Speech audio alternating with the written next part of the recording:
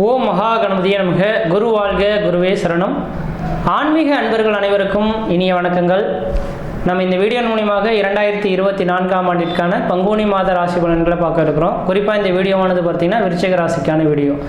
இந்த விருச்சிக ராசிக்காரர்களுக்கு உங்களோட ராசிநாதன் சொல்லக்கூடிய கிரகமானது இந்த பங்குனி மாதத்தில் செவ்வாயோட செவ்வாய் பகவான் சனியுடன் சம்மந்தப்படக்கூடிய காலகட்டங்கள் இந்த ஒரு மாதம் நடக்க இருக்குங்க.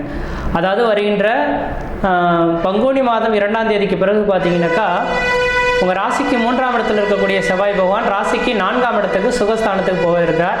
அப்போ 4ஆம் இடத்துல சனி பகவானும் வீற்றிருக்கிறார். அப்போ சனியும் செவ்வாயும் சேர்ந்திருக்கக்கூடிய ஒரு மாதமாக இருந்துகிட்ருக்கு. எப்பொழுதுமே சனியும் செவ்வாயும் ஒரு ஜாதகத்தில் இணைவு இருக்கிறது அந்த அளவுக்கு யோகம் இல்லை. அந்த சனியும் செவ்வாயும் இருந்து பார்க்கக்கூடிய இடங்களும் பழுதுபடும், இருக்கக்கூடிய இடங்களும் பழுதுபடுன்றீங்க. அப்போ உங்களோட ராசிநாதன் 4ஆம் இடத்துக்கு போயிருந்தாலும் 4ஆம் இடம் சார்ந்த விஷயங்களில் பிரச்சனைகள் உண்டு அப்படின்றீங்க.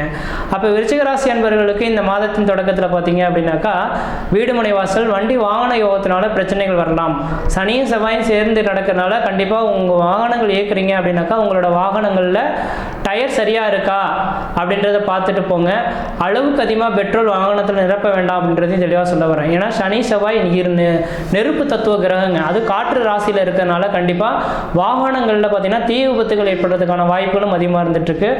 இது பார்த்தீங்கன்னா முக்கியமாக குறிப்பாக பார்த்தீங்கன்னா இந்த விருச்சிக ராசிக்கும் மேசராசி அன்பர்களுக்கும் முழுமையாக பொருந்துன்றது தெளிவாக சொல்ல விரும்புகிறேன். ஏன்னா இந்த விருச்சிக ராசி அன்பர்களுக்கு சனியும் செவ்வாயும் சேர்ந்து இருக்கக்கூடிய இந்த ஒரு மாத காலகட்டத்தில் வரவுக்கு மீறிய செலவுகள், கடன்கள் சந்திக்கணுன்ற ஒரு விதியும் இருக்குது. அதே போல் வண்டி வாகன தடைகளும் இருக்கிறத பார்க்க முடியுது. அதனால இந்த ஒரு மாத காலகட்டத்தில் எனக்கு தெரிஞ்சாலும் சொல்லியாக சொல்ல வருங்க, வண்டி வாகனங்கள் இயக்காமல் இருக்கிறதே விஷயத்தை கொடுக்கும்.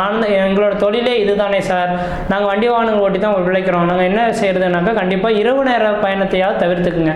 பகல் முழுக்க வண்டிகளை ஓட்டுறது சிறப்பாக இருக்கும், இரவு நேரத்தை டிராவலிங் பண்ணுறது குறைச்சிக்கிறது தான் நல்லாயிருக்கும். இல்லையே இந்த விருச்சிக ராசி அன்பர்களுக்கு கொஞ்சம் வண்டி வாகனத்தினால தடைகள் ஏற்படுறதை பார்க்க முடியும்னு சொல்லலாம். அதே போல் வீட்டில் பார்த்தீங்கன்னாக்கா தீ விபத்துகள் ஏற்படுறதுக்கான வாய்ப்புகள், ஏன்னா 4ஆம் இடம் வீடு முனை வாசல் அல்லவா, வீடுகளில் தீ விபத்துகள் ஏற்படுறதுக்கான வாய்ப்புகளும் வந்துட்டு கொஞ்சம் வீடுகளை இந்த ஒரு மாதம் மட்டும் இந்த எளிதில் தீப்பற்றக்கூடிய பொருட்கள்லாம் கொஞ்சம் கவனமாக ஹேண்டில் பண்ணுறது ஓரளவுக்கு நல்ல பலன்களை தரும். அதே வேளையில் பார்த்தீங்கன்னா 5ஆம் இடத்துல சூரியன் புதன் ராகு இணைவு இருக்குங்க. அப்போ உங்கள் ராசிக்கு 10ஆம் அதிபதி சூரிய பகவான், ராசிக்கு 8ஆம் அதிபதி புதன் பகவான். அப்போ சூரியனோட ராகு சம்பந்தப்படுறதுனால முக்கியமாக தெளிவாக சொல்ல வரங்க, இந்த விருச்சிக ராசி அன்பர்களின் தந்தைக்கு பார்த்தீங்கன்னா உடல் ரீதியான தொந்தரவுகள் ஏற்படலாம். மலை பிரதேசங்களில் தீ விபத்துகள் ஏற்படுறதுக்கான வாய்ப்பு உண்டு. அப்பாவின் உடல்நிலை கவனம் எடுத்துக்கணும். அப்பாவுக்கு கண்டத்துக்கு நேரான ஆபத்துகள் ஏற்படுறதுக்கான வாய்ப்புகள் இருக்குன்றீங்க. சார் இந்த மாதம் தொடங்குனதுலேருந்து இந்த பலன்கள் சொல்கிறதுலேருந்து நெகட்டிவான பலன்கள் சொல்கிறீங்களே, அப்போ பாசிட்டிவான பலன்கள் எதுவும் இல்லையா அப்படின்றது தயவுசெய்து கேட்க வேண்டாம். இந்த ஒரு மாத காலகட்டத்தில் தெளிவாக சொல்ல வரங்க, ரிஷபம் துலாம் இந்த 2 ராசியை தவிர்த்து மீத 10 ராசிக்காரர்களுக்குமே இந்த மாத காலகட்டம் அந்தளவுக்கு விசேஷமான அமைப்புகள் கிடையாது. அதில் குறிப்பாக இந்த விருச்சிக ராசி அன்பர்கள் நீங்கள் இருக்கனால முக்கியமாக நீங்கள்லாம் வேலை செய்யக்கூடிய தொழில் செய்யக்கூடிய நபர்கள்லாம் கனரக வாகனங்களை வச்சு இயக்குறீங்கன்னா நீங்கள் கவனமாக இருக்கணும். 4 பேர் வச்சு முதலீடு போட்டு வேலை செய்துட்டு இருக்கீங்கன்னா நீங்கள் கொஞ்சம் கவனமாக இருக்கணும்.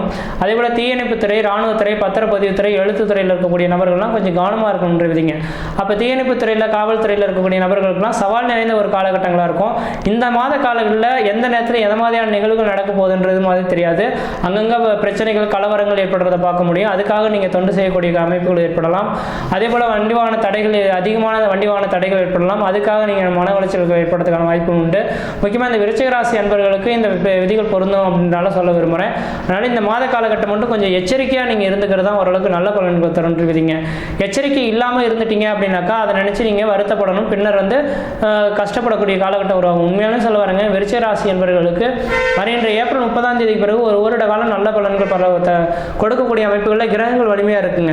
உங்கள் ராசிக்கு 6ஆம் இடத்துல இருக்கக்கூடிய குரு பகவான் 7ஆம் இடத்துக்கு வந்துருவார். அப்போ இந்த ஒரு மாத காலம் மட்டும் எனக்கு தெரிஞ்சாலும் புதிய முயற்சி எடுக்கிறதோ, புதிய தொழில் தொடங்குறதோ, உத்தியோகம் பார்க்குறதோ, ஜாமீன் கழுத்து போடுறதோ, கொடுக்கல் வாங்கல் விஷயமா கண்டிப்பாக செய்யாமல் இருந்துட்டிங்கன்னா ஓரளவுக்கு நல்ல பலன்களை தருன்றீங்க. இந்த ஒரு மாத காலம் மட்டும் செய்யாமல் இருங்க. அதுக்கு பிறகு எல்லாமே யோகமான ஒரு காலகட்டங்கள் வரும்போது சிறப்பாக இருக்குன்றீங்க.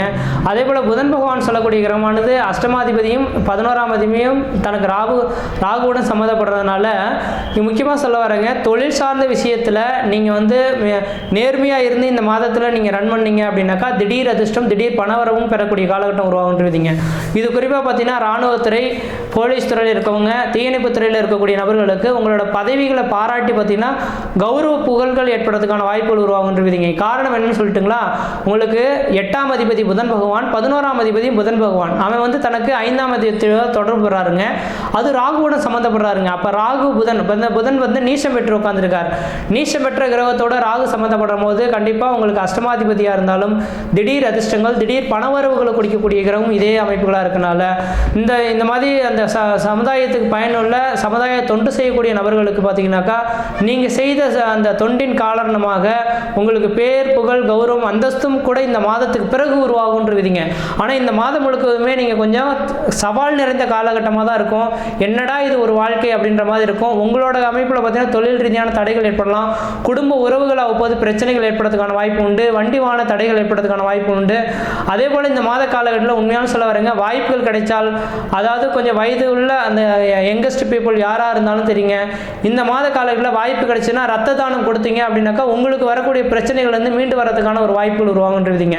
அதனால் வாய்ப்புகள் கிடைச்சா ரத்த தானம் கொடுத்தீங்கன்னாக்கா உங்களுக்கு பிரச்சனைகள் வராது. இது திடீர் அதிர்ஷ்டங்கள், திடீர் பணவரவுகளாக மாற்றி கொடுக்கக்கூடிய அமைப்புகள் உருவாகுன்றீங்க. அதே போல் 11ஆம் இடத்துல கேது பகவான் இருக்கிறனால உங்களுக்கு 11ஆம் இடம் லாபஸ்தானத்தை குறிக்கக்கூடிய இடங்க. உங்களுக்கு இந்த நேர காலங்களில் பேர், புகழ், கௌரவம் கிடைச்சுனாக்கா இந்த உலகத்துக்கு 4 பேத்துக்கு தெரியக்கூடிய அளவுகளில் உங்களுக்கு இந்த புதிய பதவிகள்லாம் கிடைக்கக்கூடிய அமைப்புகள் உருவாகுன்றீங்க. அதே வேளையில் இந்த மாத காலகட்டத்தில் ஒரு சில தடை தாமதங்கள் இருக்குன்ற சொல்லியிருக்கேன் இல்லைங்களா. பவகரணத்தில் பிறந்ததுனால இந்த மாதத்தின் கர்ணநாதன் பவகரணமாக இருக்கிறனால செவ்வாய் பகவானே உங்களுக்கு யோகாதிபதியாக வரதுனால இந்த மாதத்தில் பார்த்தீங்கன்னாக்கா லட்சுமி நரசிம்மர் வழிபாடு செய்தீங்க அப்படின்னாக்கா மழை போல் வரக்கூடிய பிரச்சனைகள் பனி போல் விலகுன்றீங்க. ஏன்னா கர்ணநாதன் தான் காரிய சித்தி ஏற்படுத்தக்கூடிய கிரகம். இந்த கர்ணநாதன் வழிபாடு செய்ய செய்ய மழை போல் வரக்கூடிய பிரச்சனைகள் பனி போல் விலகுன்றீங்க. மற்ற இடத்துல எதுவும் தோஷங்கள் சொல்றதுக்கான வாய்ப்பு கிடையாது. இந்த மாத காலகட்டத்தில் உக்ர தெய்வங்களை வழிபாடு செய்வதனாக பிரச்சனைகள் இல்லாமல் வாழ முடியுன்றீங்க. அன்றைய நாள் சிறப்பாக இருக்கணும்னாக்கா காலையில் எழுந்த உடனே விநாயகருக்கு ஒரு நல்லெண்ணெய் தீபம் போட்டுட்டு நீங்கள் வெளியே கிளம்புனீங்கன்னா அன்றைய நாளுக்கு பிரச்சனைகள் இல்லாமல், வண்டி வாகன தடைகள் இல்லாமல் இருக்க முடியுன்றீங்க. இந்த ஒரு மாத காலம் மட்டும் போகட்டும். ஏப்ரல் 30ஆம் தேதி பிறகு ராசிக்கு 7ஆம் இடத்துக்கு குரு பகவான் வரக்கூடிய காலகட்டத்தில் ஒரு வருட காலத்துக்கு யோகமான பலன்கள் வாரி வழங்கக்கூடிய காலகட்டம் உருவாகும். இந்த ஒரு மாத காலம் மட்டும் கவனமாக எச்சரிக்கையாக இருங்க. உங்கள் குலதெய்வ வழிபாடுகள் மேற்கொள்வது ஓரளவுக்கு நல்லா இருக்கும். சட்டத்துக்கு புறமான வேலைகள் செய்யாதீங்க. நீதிக்கு நேர்மைக்கு முக்கியத்துவம் கொடுத்து நடந்தீங்கன்னா இந்த மாத காலகட்டமானது உங்களுக்கு பேர், புகழ், கௌரவம், இந்த வாழ்க்கையிலேயே அனுபவிக்க முடியாத சொர்க்கத்தை அனுபவிக்கக்கூடிய அளவுகளுக்கு பேர், புகழ், கௌரவம், அந்தஸ்து எல்லாமே உருவாகக்கூடிய காலகட்டம் உருவாகும். சரியாக நீங்கள் நீதிக்கு நேர்மையாக நடக்கிறது உங்களோட அறிவின் திறமைன்றீங்க. மற்ற விதத்தில் எந்த தோஷங்கள் பாதிப்பு கிடையாது. சீரும் சிறப்பாக இருப்பீங்க, நலமாக இருப்பீங்க. நன்றி, வணக்கம்.